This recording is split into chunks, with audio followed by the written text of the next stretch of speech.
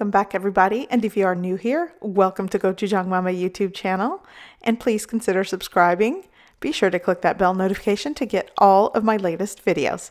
Okay, today I am going to make onion rings, and typically this recipe is better suited using one large onion, but today I have two medium-sized onions that need to be used, so I'll see what I can do with these.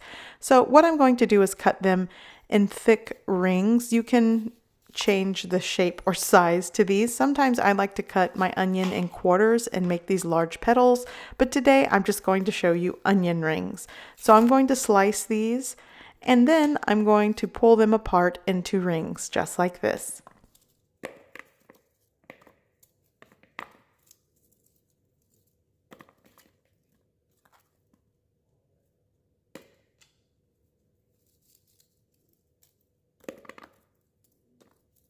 Okay, so all of my onions are into rings. Some of them aren't, which is fine. And some of them I had to cut off some bad pieces that were sort of damaged, which is fine. Again, I don't want to waste these onions.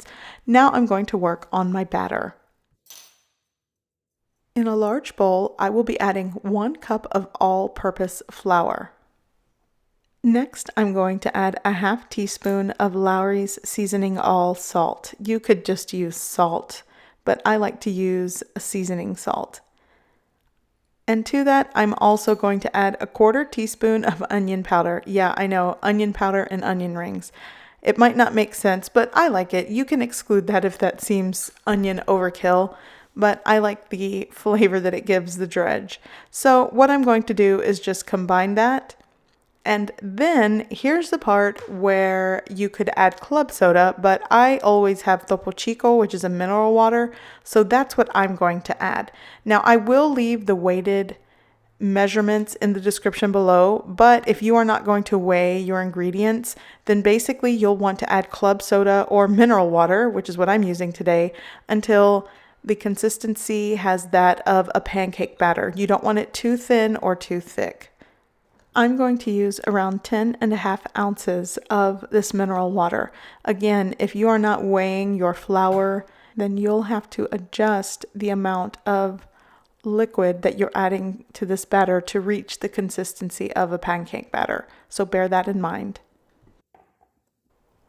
Okay, so once my batter is mixed, I'm going to set it to the side until I need it. By the way, the longer it sets, it will thicken a little bit more, so bear that in mind as well.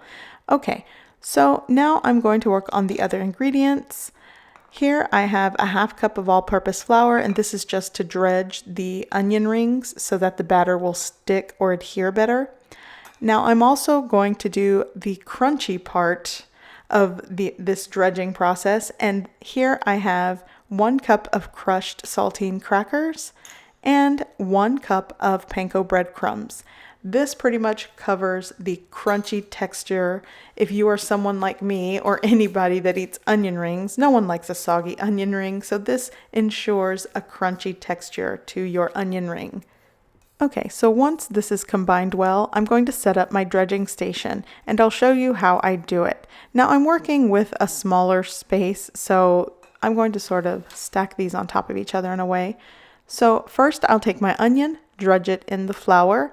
From the flour, it goes into the wet batter and then into the crumbs, and then I'll place it on the baking sheet over there off to the side.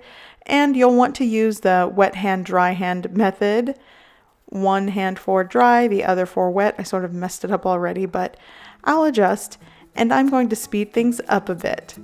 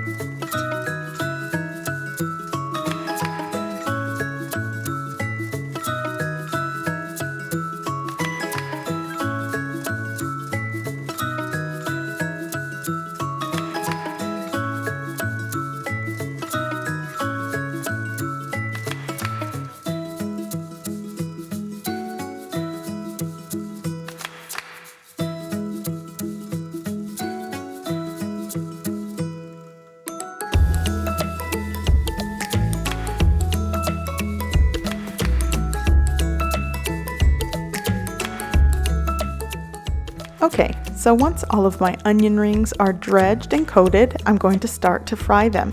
Here I have a cast iron skillet that I've been preheating the oil. You'll want to bring up the oil to 350 degrees Fahrenheit. That is a good fry temperature for these onion rings, and the cook time will vary, but what you're looking for is a very crispy, crunchy, and golden brown exterior.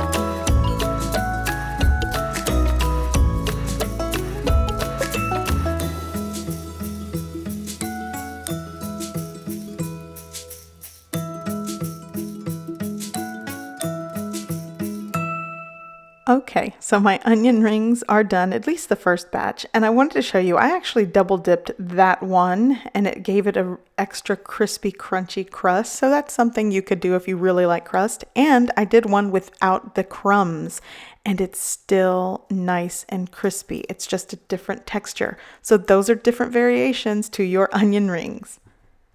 Okay, so now a dipping sauce. Here I have a half cup of mayo. To that, I will add 2 tablespoons of Dijon mustard. I came up with this sauce because my husband loves to dip his French fries in mustard, and I thought, well, here's a way to sort of play on the whole Dijon mustard / honey mustard / spicy, tangy something dipping sauce. So I added mayo.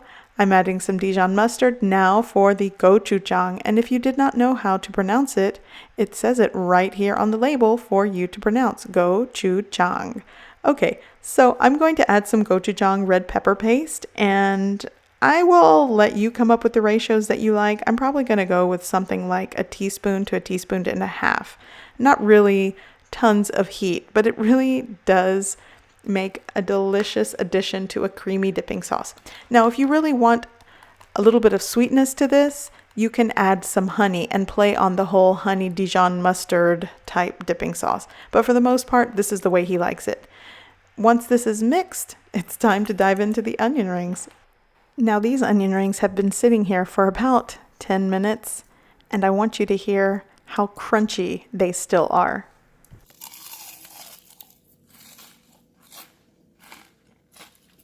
Listen to that crunch. So, if you guys enjoyed the video today, please be sure to subscribe, give it a thumbs up, and share. And be sure to click that bell notification to get all of my newest videos. I hope you guys give this recipe a try. I hope you like it, and thanks for watching.